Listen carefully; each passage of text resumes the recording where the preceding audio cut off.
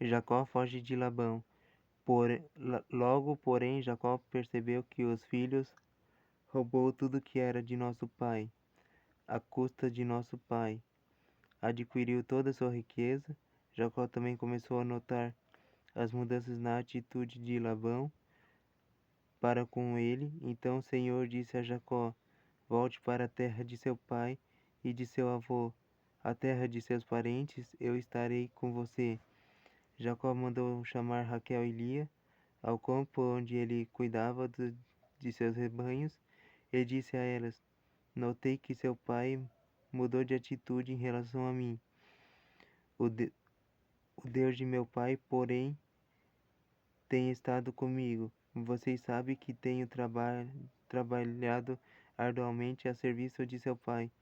Contudo, ele me enganou e mudou meu salário 10 vezes. Mas Deus não permitiu que ele me prejudicasse.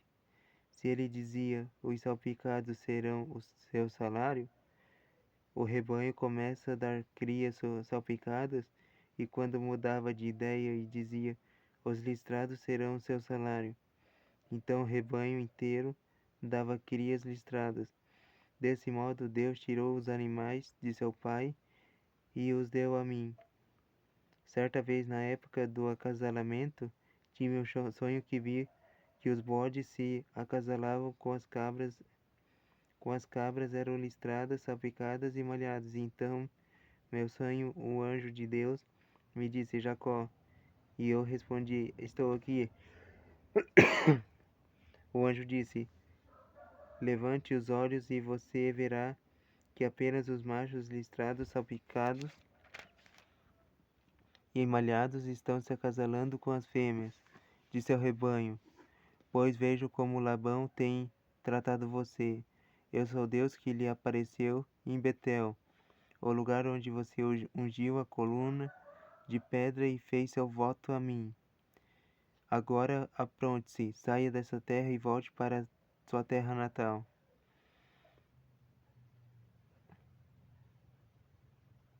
Raquel e Lia responderam: da nossa parte tudo bem, afinal não herdamos coisa alguma da riqueza de nosso pai. Ele reduziu nossos direitos ao mesmo que tenha as mulheres estrangeiras. Depois que nos vendeu, desperdiçou todo o dinheiro que você pagou por nós. Toda a riqueza que Deus tirou de nosso pai e deu a você é por direito nossa e de nossos filhos. Por isso, faça o que Deus ordenou. Então Jacó mandou suas mulheres e seus filhos em camelos e conduziu adiante todos os seus rebanhos, juntou-se todos os bens que havia adquirido em Padã Arã e partiu para a terra de Canaã, onde vivia Isaque, seu pai. Quando partiram, Labão estava num lugar afastado, tosqueando suas ovelhas. Raquel roubou os ídolos da casa que pertencia ao seu pai e os levou consigo. Assim Jacó enganou Labão, o arameu, partindo sem avisá-lo de que iriam embora. Jacó levou todos os seus bens e atravessou o rio Eufrates, rumo à região montanhosa de Gileade. Conflito entre Labão e Jacó. 3 dias depois, Labão foi informado de que Jacó havia fugido, reuniu o campo de parentes e saiu em perseguição a Jacó. 7 dias depois o alcançou, na região montanhosa de Gileade. Na noite anterior, porém, Deus havia aparecido em sonho de Labão, o amareu, e dito a ele: estou avisando, deixe Jacó em paz. Labão alcançou enquanto Jacó estava acampado na região montanhosa de Gileade e armou seu campo ali perto. O que você fez? Perguntou Labão. Como ousou me enganar e levar minhas filhas embora, como se fossem prisioneiras de guerra? Por que fugiu em segredo? Por que me enganou?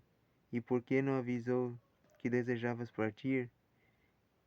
Eu lhe teria dado uma festa de despedida com canções, música, ao som de tamborins e harpas.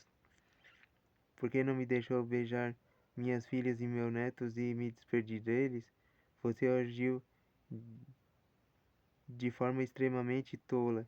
Eu poderia destruí-los, mas o Deus de seu pai me apareceu ontem à noite e me advertiu: deixe Jacó em paz. Entendo sua vontade de partir e seu desejo de voltar à casa de seu pai. Mas por que roubou meus dedos? E Jacó respondeu: fugi porque tive medo, pensei que o Senhor tiraria suas filhas de mim à força, quanto seus deuses. Veja se conseguem encontrá-los. E quem os tiver roubado deve morrer. Se encontrar qualquer outra coisa que lhe pertence, identifique-a diante de todos esses nossos parentes e eu devolverei. Jacó, porém, não sabia que Raquel havia roubado os ídolos da casa. Labão foi procurar primeiro na tenda de Jacó e depois nas tendas de Lia e das duas servas, mas, mas nada encontrou. Por fim, encontrou na tenda de Raquel. Acontece que Raquel havia pego os ídolos da casa escondido na e os escondido nas celas de seu camelo, e estavam sentados em cima deles. Quando Labão terminou de vasculhar toda sua tenda, sem encontrar os ídolos, Raquel disse ao pai: por favor, perdoe-me por não levar para o Senhor, mas estou em período menstrual. Labão continuou a buscar, mas não encontrou os ídolos da casa. Jacó se enfureceu e discutiu com Labão. Qual foi o meu crime? Perguntou ele. O que fez de errado para o Senhor me perseguir como se eu fosse um criminoso? O Senhor vasculhou todos os meus bens. Por acaso encontrou algum objeto que lhe pertence? Coloque aqui diante de nossos parentes para que todos vejam, que eles julguem entre nós dois. Estive 20 anos com o Senhor, cuidando de seus rebanhos ao longo de todo esse tempo. Suas ovelhas e cabras nunca abortaram. Não me servi de um carneiro sequer de seu rebanho para alimento, quando algum deles eram despedaçados por um animal selvagem. Eu nunca lhe mostrava a carcaça. Não, eu mesmo arcava com os prejuízos. O Senhor me obrigava a pagar todos os animais roubados, que era a plena luz do dia, na escuridão da noite. Trabalhei para o Senhor em dias de calor escaldante e também em noites frias de insônias. Sim, por 20 anos eu trabalhei feito um escravo em sua casa. Trabalhei 14 anos por suas duas filhas. Depois mais 6 anos para formar meu rebanho. E 10 vezes o Senhor mudou meu salário. De fato, se Deus de meu pai não estivesse comigo, o Deus de Abraão e o Deus temível de Isaque, o Senhor teria me mandado embora de mãos vazias. Mas Deus viu como fui maltratado, apesar do meu árduo trabalho. Por isso ele lhe apareceu na noite passada e o repreendeu.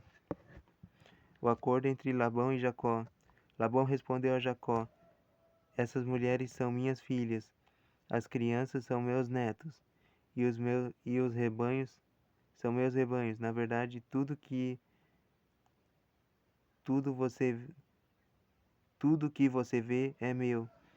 Mas o que eu posso fazer agora, por minhas filhas e pelos meus filhos e pelos filhos delas? Façamos, portanto, você e eu, uma aliança que sirva de testemunho ao nosso compromisso. Então Jacó pegou uma pedra e o colocou de pé como monumento. Em seguida disse aos membros da sua família: Juntem algumas pedras. Eles pegaram as pedras e as amontoaram. Jacó e Labão se sentaram perto do monte de pedras e fizeram uma refeição para selar a aliança. Ao fim de comemorar a ocasião, Labão chamou o lugar de Jegar Saduta e Jacó chamou de Galede. Labão declarou: este monte de pedras servirá como de testemunho para nos lembrar da aliança que fizemos hoje. Isso explica porque o lugar foi chamado de Galede. Também foi chamado de Mispa, pois Labão disse: Vigie o Senhor a você e a mim, para garantir que guardaremos esta aliança quando estivermos longe um do outro. Se você maltratar minhas filhas ou se casar com outras mulheres, mesmo que ninguém mais veja, Deus verá. Ele é a testemunha desta aliança entre nós. Veja esse monte de pedras, prosseguiu Labão. Veja também este monumento que levantei entre nós dois. Então, estão entre mim, você, como testemunhas de nossos votos. Nunca atravessarei para o lado de lá, do monte de pedras do fim das pedras a fim de prejudicá-los, e você jamais deve atravessar para o lado de cá, a fim de me prejudicar-me. Invoco o Deus de nossos antepassados, o Deus do seu avô Abraão e o Deus de seu avô Naor, para que sirva de juiz entre nós. Assim, diante do Deus temível de seu pai Isaque, Jacó jurou respeitar a linha divisória. Então Jacó ofereceu sacrifício a Deus na montanha e convidou todos para a refeição comemorativa. Depois de comerem, passaram a noite ali. Na manhã seguinte, Labão se levantou cedo, beijou seus netos e suas filhas e os abençoou. Depois partiu e voltou para casa.